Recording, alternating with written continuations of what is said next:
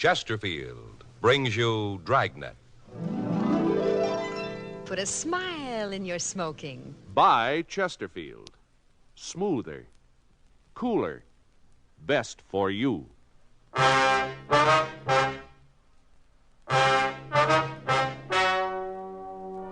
Ladies and gentlemen, the story you are about to hear is true.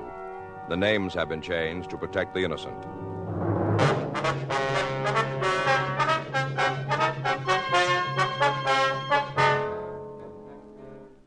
You're a detective sergeant. You're assigned to robbery detail. You get a telephone call from a woman who wants to see you. She says it's about her husband.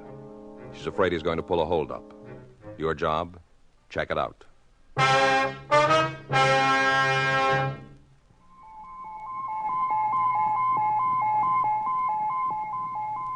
Listen. Listen to news of an electronic miracle. The greatest improvement in cigarette making in 30 years. It's the Accuray, and it's a Chesterfield exclusive. To you, it means cooler smoking, smoother smoking than was ever possible before. The Accuray electronically checks and controls the making of your Chesterfield. So, for the first time, you get a perfect smoke column from end to end. You'll marvel at the extra flavor that comes through.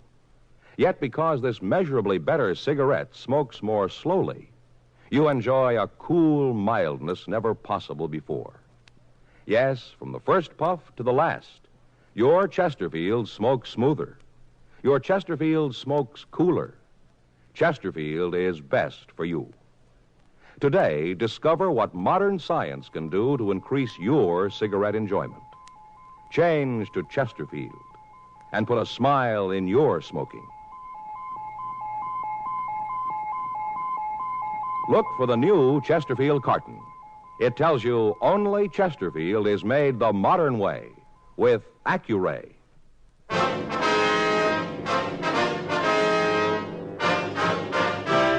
Dragnet, the documented drama of an actual crime.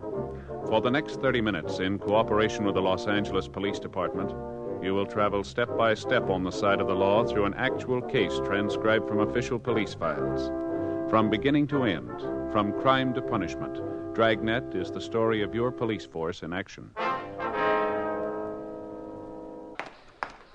It was Wednesday, May 18th. It was cool in Los Angeles. We were working the day watch out of robbery detail. My partner's Frank Smith. The boss is Chief Detective Thad Brown. My name's Friday. I was on my way into the office, and it was 7:49 a.m. when I got to room 27A. Robbery. Morning, Joe. Hi, Bob.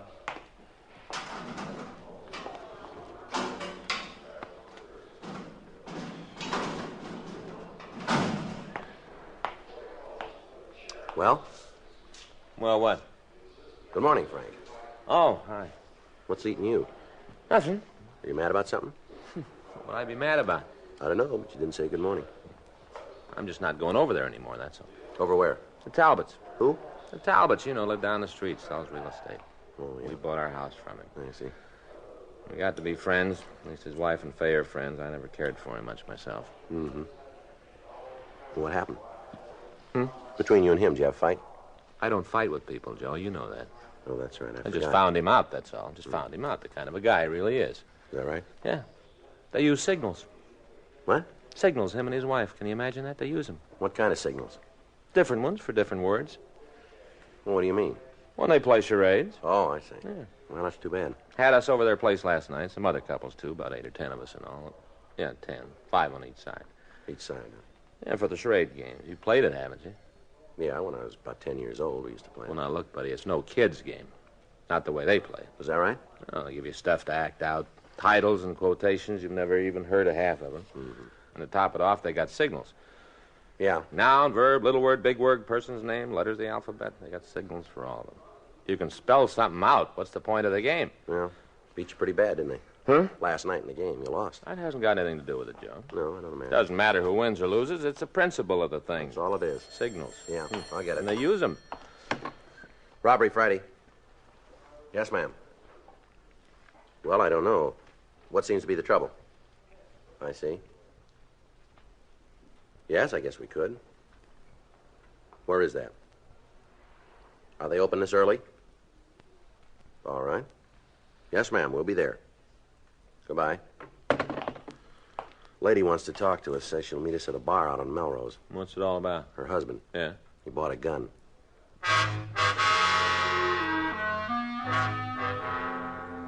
Frank and I drove over to a small bar on the corner of Melrose and 8th.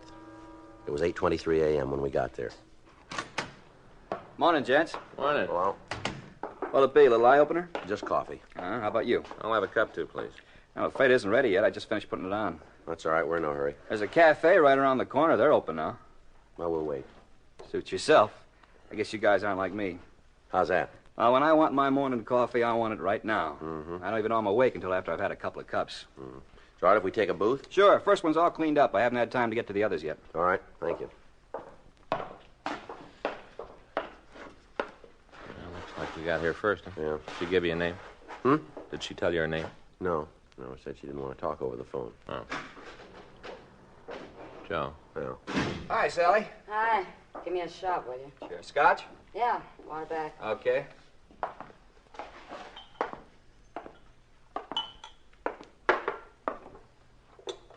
Go ahead, mister. Take a good look. I was waiting for somebody. I guess I made a mistake. Yeah, you sure did. I'm sorry. A little later on, I might be interested, but not at 8:30 a.m. Getting worse all the time, ain't it? Gal can't even have a morning pick-me-up without some guy starting to move in on her. Well, here's looking at you, Mike. Down a hatch.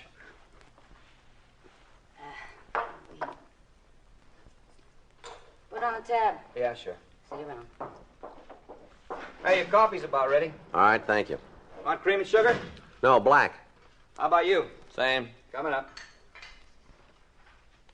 Don't pay no attention to Sally. Yeah? She must have got out on the wrong side of the bed today. Mm-hmm. Usually she's real friendly, you know what I mean? Yeah. So just don't take it personal, huh? That's all right. Forget it. Too bad you guys came in so early. Long toward evening, we get a lot of action here. We're meeting somebody. Okay. Just telling you, that's all. Mm-hmm. Gosh. Whew. Yeah, boy, that's hot, all right. I think I burnt my tongue. That's too bad. Tomcat Bar, Mike speaking. Who? Well, I don't know. Yeah? Yeah? Okay, sure. Hey, one of you guys got a name sound something like Friday? That's right. Well, you're being stood up. Huh? She said to tell you not to wait.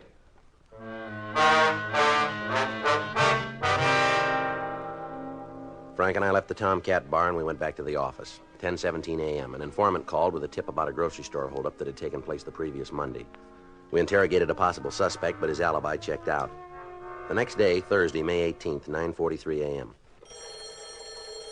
Again. Robbery, Smith. Who? Oh, yes, Smith. Joe, it's for you. Okay. Friday. Yeah? Yeah, I remember. Well, we were there.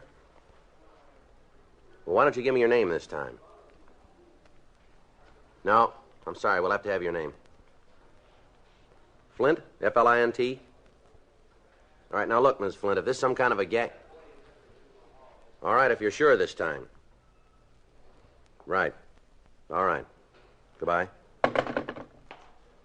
The woman again. Hmm? Woman who called yesterday morning? Oh, yeah. What you want now? Same thing. Meet us at the bar. You think she's on the level? I don't know. It sounds like it this time. Why didn't she show up yesterday, then? Says she tried, but she just couldn't. Why not? Said something about loving her husband. Yeah. When the chips were down, she couldn't bring herself to turn him into us. Yeah, but she will now, huh? Says she has to. She can't wait any longer. Why? Says it might be too late.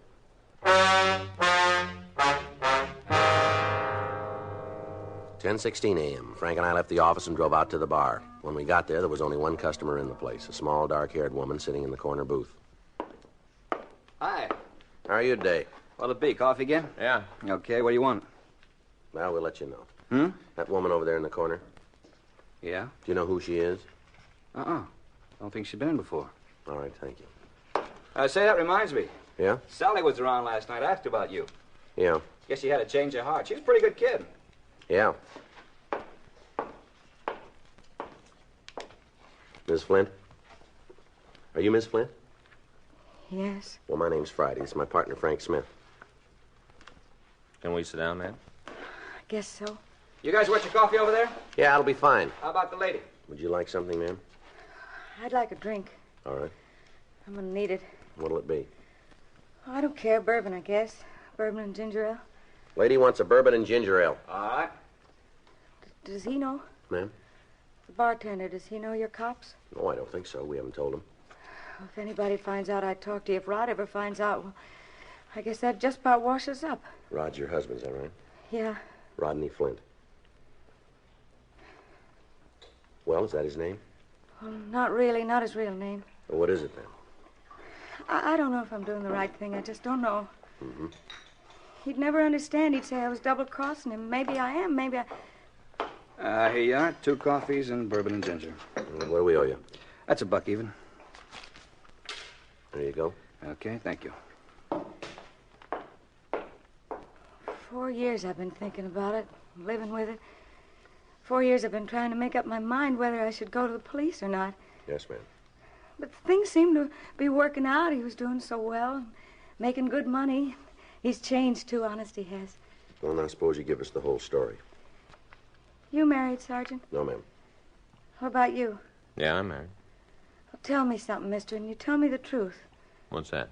Suppose your wife got you in trouble. Suppose she squealed on you. What would you think of her? Well, I guess it would depend on why she did it. Oh, I've got a reason. Best reason in the world. I'm in love with him. Yes, ma'am. If I wasn't, I'd just walk out. If I didn't love him, I'd have walked out years ago. Now, when you called us yesterday, you said your husband had bought a gun. Yeah, that's right. Do you know what he wants with it? No, not for sure. You got a pretty good idea, though, haven't you? Has your husband ever done any time, Miss Flint? Yes. What for? He stole a car. Anything else? Robbery. Supermarket back east. Whereabouts? Michigan. We used to live in Detroit. How much time did he do? 7 years. Did he come out free? I don't know what you mean. I'm sorry. Afterwards, was he on parole? Did he have to report to a parole officer? Oh, yes. For how long? It was supposed to be 10 years. When did he get out of prison? 5 years ago. And when did you come to California? About a year later. Did he have permission to leave the state of Michigan? No. Well, what made him leave then? He just came home one day and said he couldn't take it any longer. Said he was going to L.A. and that it was up to me whether I came with him or not. Do you know if he's wanted for anything else beside violation of parole? I don't think so. You know, you still haven't told us his real name. Frazee. Ralph Frazee. All right, then it's Mrs. Frazee, huh? What about the gun? Well, like I said, everything was going along pretty well. He's got a good job, and he's had 3 or 4 raises. Where's he work? Oil refinery. Pacific Crest Oil Company. I see. He likes the work. They like him, but the longer we live out here, the better things are. Well, that just makes him more scared. Well, what's he scared of? Oh, that somebody will find out who he really is, and then he'll have to go back to prison. If he just sees a cop, he goes all to pieces. He's sure they've finally caught up with him. Just a traffic cop, even. He gets worse all the time. Jumpy and nervous and, well, scared. That's the only word for it. He's been drinking a lot more, too, nearly every night. Then just last week, he ran into a guy that used to be a friend of his. Back in Detroit? Yeah. This fellow knows all about him, that he's been in prison. And Rod's afraid... Ralph. I've called him Rod so long I keep forgetting that it isn't his real name. Sure. Anyway, he's afraid this guy will say something to somebody that'll all come out. It's just driving him crazy. So he bought a gun. Did he say why? He was pretty drunk night before last. That's when he brought it home. He mumbled something if he was going to go back to prison anyway, he might as well make it worth their while.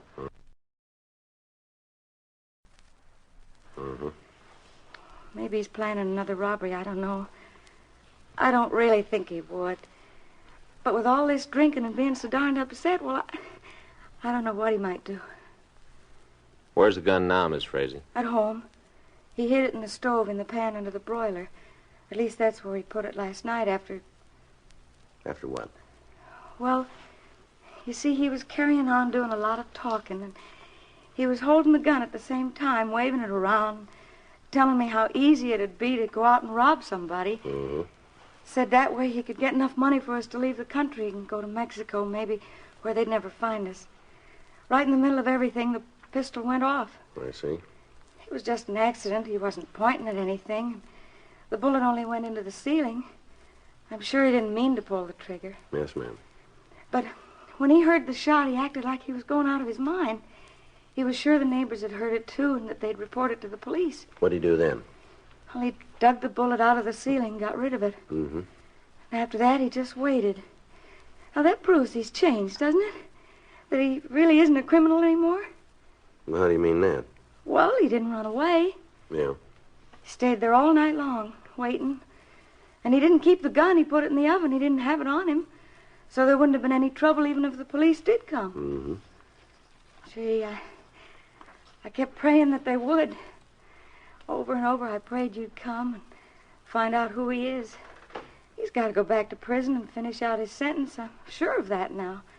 If he doesn't, I just don't know what'll happen to him. What about you, Miss Frazee? Me? While he's in prison, what'll you do? Oh, I can work. I did before. I'll manage. Mm-hmm. Miss Frazee, what time's your husband come home from work? It's later and later since he started drinking. 9 o'clock, maybe even 10. He's never there for supper anymore. Is there someplace else you can go this evening? Over to a neighbor's, maybe? I suppose so. Why? Well, it might be better if you weren't there when we pick him up. But you can't. I mean, well, not so soon, not tonight. Does it have to be tonight? Yes, ma'am, it does. He'll know it was me, that I had something to do with it. He's bound to know. We'll keep you out of it if we can. What are you going to tell him? What kind of an excuse will you use? Let's see what kind he has.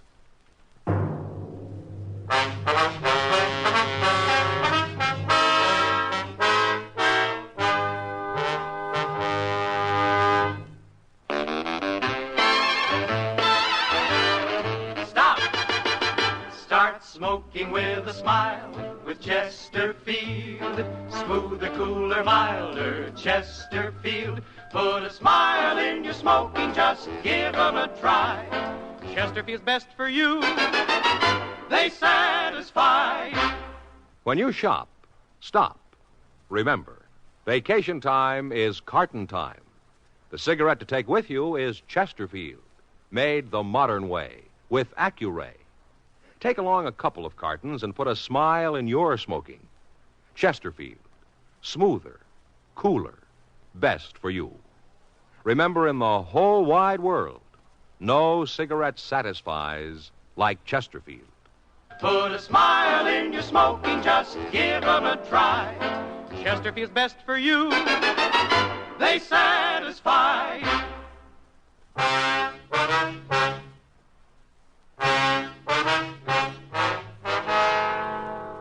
Frank and I continued to talk to Mrs. Frazee. She agreed to be out of the house during the evening. She also gave us a description of her husband. She said he was WMA, 38 years old, 5'11", and he weighed about 170. She told us he had black hair, brown eyes, and a dark complexion.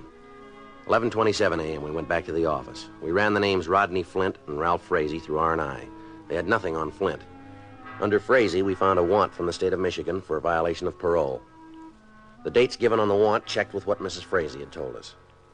We contacted the Pacific Crest Oil Refinery, and without stating that we were from the police department, we learned that a man named Rodney Flint had been employed there for the last 3 years. They said he was a steady, dependable worker. 6:32 p.m., we drove out to the address Mrs. Frazee had given us. It was a modest one-story home just off Santa Monica Boulevard. We parked across the street and waited for Frazee to return from work. 7:05 p.m., we saw Mrs. Frazee go into a neighbor's home 3 doors west. Frank and I continued to wait. 8:46 p.m. Joe, across the street. Yeah, he's turned into the driveway. Let's give him a minute, let him get inside. All right. Now the lights are on now. Let's go. All right. I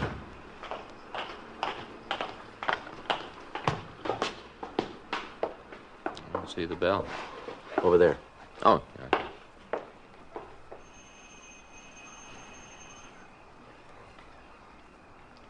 Who's coming? Mm-hmm. Yeah? We'd like to talk to you for a minute.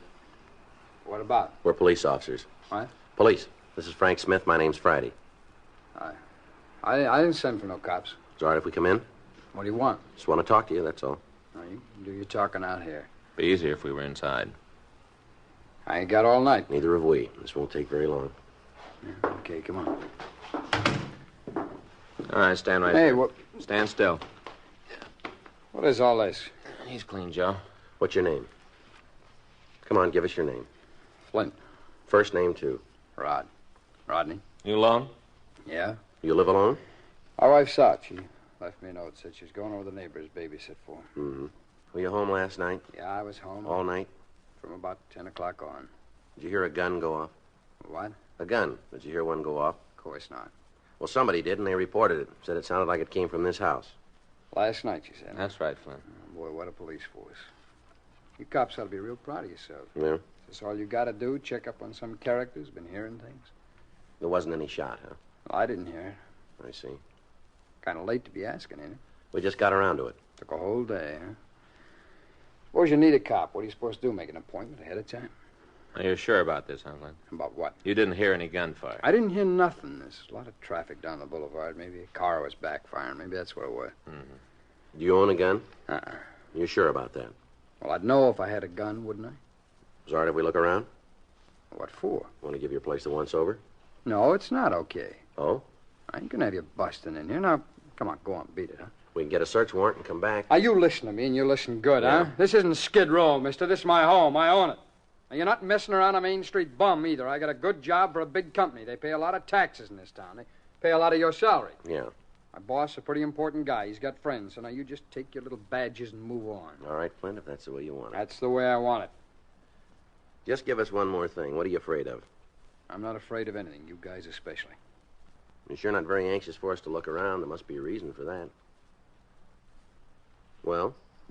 Okay. Go ahead and search. It's no skin off of my nose. All right, thanks. Fat chance you'd have a fine on something even if it was here. Dumb cops, it took you a whole day to get here, a whole day to answer one lousy crackpot call. Well, don't forget. Yeah? It got answered.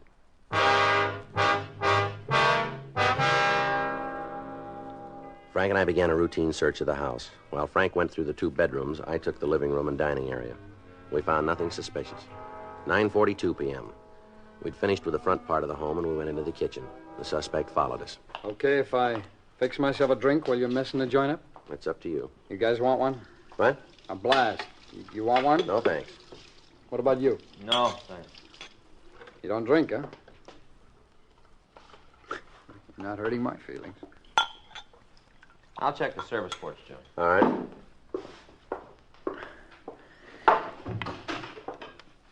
You know, my wife's gonna raise Cain when she sees what you guys have done to the house. We're being as careful as we can, Flint. Yeah, sure. Well, now, come on. How about winding it up, huh? Just a couple of minutes.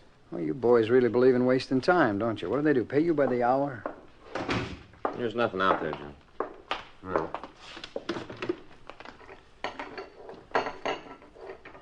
I guess that takes care of it. Yeah. All right, come on. I'll be glad to show you to the door. We'll find our way. Just a minute. Did you check the stove? Huh? The stove. No, I thought you did. All right. All right, now what? We forgot something. Yeah? Well, it looks empty. What's with you? You think I'm cooking a gun? Yeah, it's okay, Joe. All right. As soon as I get this pan back. Hey, watch it there. Grab him, Joe. Wait a minute, Flint. You're not going anywhere. Look, I don't know what this is all about. I never saw that gun before in my whole life. Yeah. I don't even know how it got. Well, let's talk about it downtown. Huh? Come on. Look, wait a minute now. You can't haul me in like this. What have I done? You got to have a charge. I know the law. You got to charge me with something. You won't find anything. We found a gun.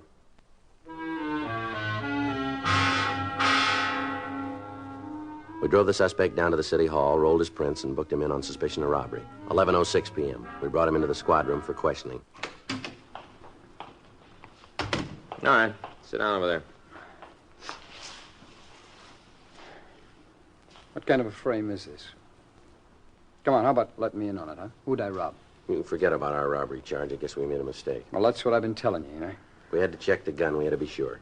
All right, so now you know. Yeah. Okay, no hard feelings. Sit down, Frazee. What? You heard me. Sit down. Maybe we were wrong about the robbery charge, but we came up with something else. A warrant from Michigan, violation of parole. What about it, Frazee? Well, Well, what do you want to know? You've got it, the whole story. why'd you leave Michigan? Why'd you jump parole? Oh, what difference does it make? Suppose you tell us about it. I didn't have no choice. Yeah? I used to play around with some pretty rough boys. I got out of the joint, they're still in Detroit. Looked me up. You guys will think I'm conning you, but... Well, look, I wanted to go straight. They had different ideas. Yeah? So we came out here, Dorothy and me. She's my wife. I see. Well, you can check on me. I've been clean ever since. Ask the company. Talk to anybody about me. They'll tell you I'm clean. Yeah. That gonna help back in Michigan? No, that's not up to us. Sure. I thought that was why they sent you to jail, so you'd learn something. So when you come out, you won't do it again. That's part of it. Well, I learned. What good did it do me? Maybe you didn't learn enough. Huh? There's a law against an ex-convict having a gun. Oh, you're gonna stick me with that one, too, huh? That's not up to us either. Lousy gun. If it hadn't been to that gun, you'd never found me. Well, it might have taken a little longer, that's all. Sure, that's what did it. I don't know why it went off the other night. I thought the safety was on, just my luck. I never had a decent break in my whole life, not one. Mm-hmm. Well, is there anything more you guys want? No, I guess not. Not now, anyway. It's all right if I call my wife. Yeah, we'll fix it for you. Wonder how she's gonna take it. I don't know. I guess she'll stick by me. She always has. Through all the rotten breaks, no matter what. Yeah, she'll stick. Well, you must have had one good break then, huh? Huh? When you married her.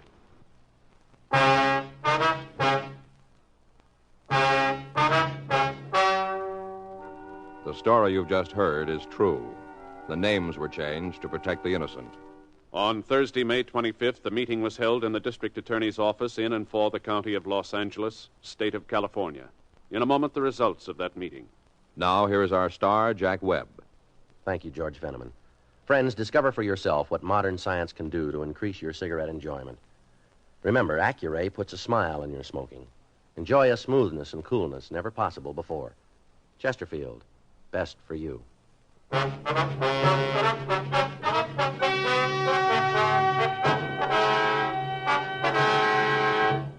In the interest of justice, and because of the suspect's good behavior record in Los Angeles, it was decided not to press charges against him for possessing a gun. Ralph Putnam Frazee, alias Rodney Flint, was turned over to Michigan authorities to serve out his previous sentence. He has since been released and has returned to his former employment in Los Angeles.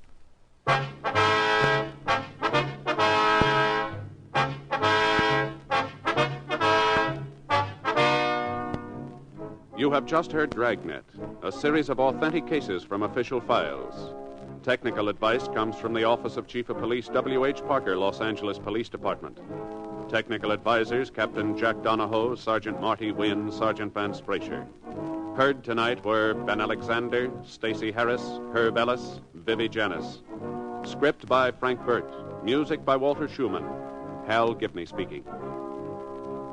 Watch an entirely different Dragnet case history each week on your local NBC television station. Please check your newspapers for the day and time. Chesterfield has brought you Dragnet, transcribed from Los Angeles.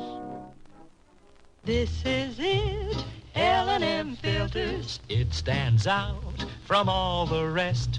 Miracle tip, much more flavor. L&M's got everything. It's the best. Yes, L&M's got everything. Superior taste, superior tobaccos, superior filter. It's the Miracle Tip, pure and white. Buy L&M, America's best filter tip cigarette. Hear Dragnet next week, same time, same station.